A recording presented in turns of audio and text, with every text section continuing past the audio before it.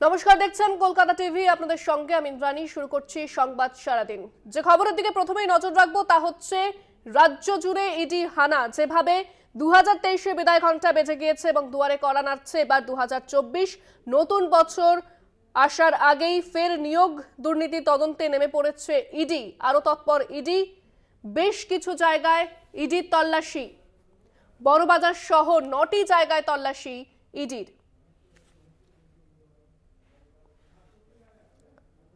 এ বিষয়ে বিস্তারিত কথা বলবো। ফোনে রয়েছেন আমাদের প্রতিনিধি শাশ্বতী রায়। শাশ্বতী, এখনো কি চলছে তল্লাশি, কি জানতে পারছো? দেখো, শহরের 9টি জায়গায় ম্যারাথন তল্লাশি কেন্দ্রীয় তদন্তকারী সংস্থা এনফোর্সমেন্ট ডিরেক্টরেট, এবং সেখান থেকে যে তথ্য মিলছে এর সূত্রে যে বড়বাজারের এই রাজেশ দোষী, যিনি পেশায় একজন সিএ, তার যে ফার্ম রয়েছে সেই ফার্মের অফিস ঘর থেকে বেশ কিছু নথি উদ্ধার করার তথ্য উঠে আসছে, এবং সেই সমস্ত তথ্য খতিয়ে দেখছেন ইডি আধিকারিকরা। প্রায় 6জন ইডি তদন্তকারী আধিকারিক এখানে তল্লাশি অভিযান চালাচ্ছেন, এবং সেক্ষেত্রে শুধুমাত্র যে তার অফিস তা কিন্তু শুধু নয়, তার যে বাসগৃহ রয়েছে সেখানেও কিন্তু তদন্ত অভিযান চলছে। এবং এই তল্লাশি অভিযান শুধুমাত্র বড়বাজার নয়, পাশাপাশি মানিকতলা, আলিপুর এবং একাধিক জায়গায়, ভবানীপুর, নারকেলডাঙ্গা সহ একাধিক জায়গায় কিন্তু এই প্রায় সকাল 7টা থেকেই তদন্ত অভিযান চলছে। তবে সেক্ষেত্রে শাশ্বতী, তোমার কথা আমরা স্পষ্ট শুনতে পাচ্ছি না, তুমি যদি স্থান পরিবর্তন করে কথা বলো। সেক্ষেত্রে দেখো, প্রায় 3 ঘন্টা অতিক্রান্ত এই তল্লাশি অভিযানে, এবং সেক্ষেত্রে এই বড়বাজারের এই 77 NS রোডের এই বিল্ডিং এর 303 নম্বর রুমে রাজেশ তোদির এই অফিস, এবং সেই অফিস থেকে কিন্তু বেশ কিছু ডকুমেন্ট এখনো পর্যন্ত বাজেয়াপ্ত করার তথ্য উঠে আসছে। তবে এখনো পর্যন্ত সম্পূর্ণ তল্লাশি অভিযান শেষ হয়নি।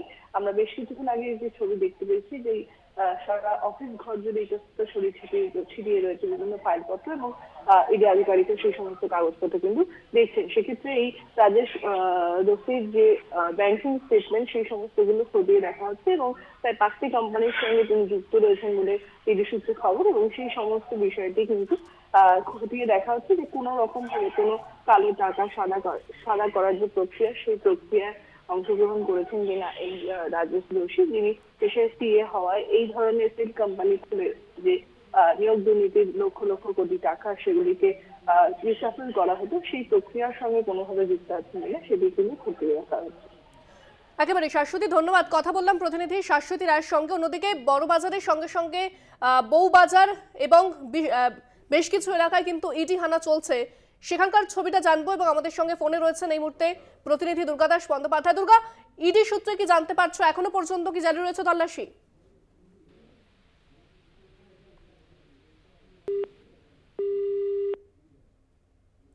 দুর্গা, শোনা যাচ্ছে? হ্যাঁ দুর্গা, তুমি যেরকমটা জানাচ্ছ। সেটা হচ্ছে যে বউবাজারের ছাতাগলি 32 নম্বর ছাতাগলিতে তার 3 তলাতে একটি অফিস রয়েছে, এবং মার্ভেলাস ইন্ডিয়া নামে এই যে সংস্থাটিতে আজকে ইডি রেড করেছে। মূলত এরা বিভিন্ন ধরনের কোম্পানির যে সমস্ত জিনিস বা প্রোডাক্ট যেগুলোকে মানে মার্কেটে বিক্রি করা হয় তাদের সার্ভিসিং এর কাজ করে। কিন্তু এই মনে করা হচ্ছে যে এই কোম্পানির এই কাজের আড়ালে এরা আর্থিক লেনদেনের সঙ্গেও যুক্ত আছে, এবং আজকে সকাল 8টা থেকে প্রায় যখন ইডি রেড করা শুরু করে, প্রচুর কাগজপত্র তারা এখানে পায় এবং সেগুলোকে সিজ করে।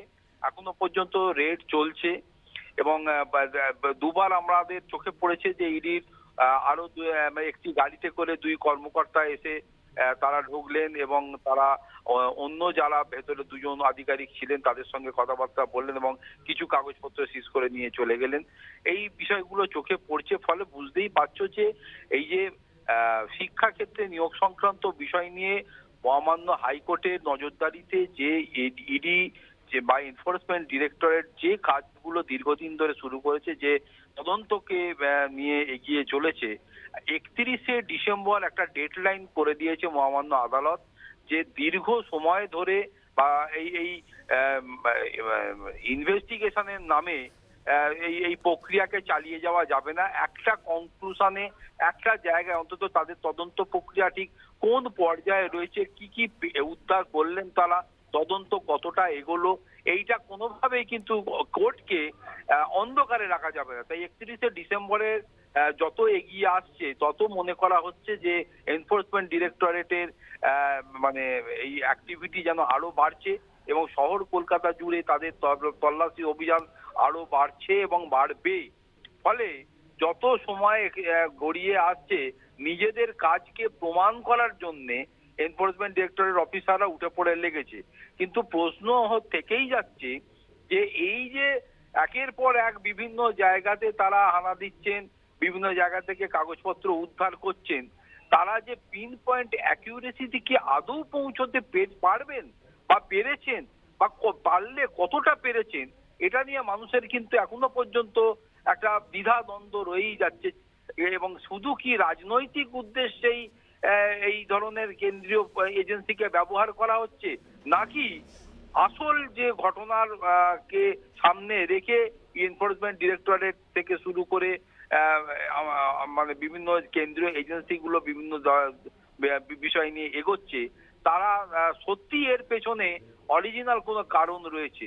তাই যতক্ষণ না পর্যন্ত কোর্ট 31 তারিখে তার অবজারভেশন জানাচ্ছে, ততক্ষণ পর্যন্ত বাংলার মানুষের কাছে অন্তত বিষয়টা ক্লিয়ার নয় যে এদের আসল উদ্দেশ্য কি এবং সত্যি কি অপরাধকে বার করবার জন্য বা অনৈতিকতাকে সামনে আনার লক্ষ্যেই তারা কাজ করছে কিনা, এটা কিন্তু প্রমাণ করার জন্য আমাদের 31 তারিখ পর্যন্ত অপেক্ষা করতে হবে। ধন্যবাদ দুর্গা। কথা বললাম প্রতিনিধি দুর্গাদাস বন্দ্যোপাধ্যায়ের সঙ্গে।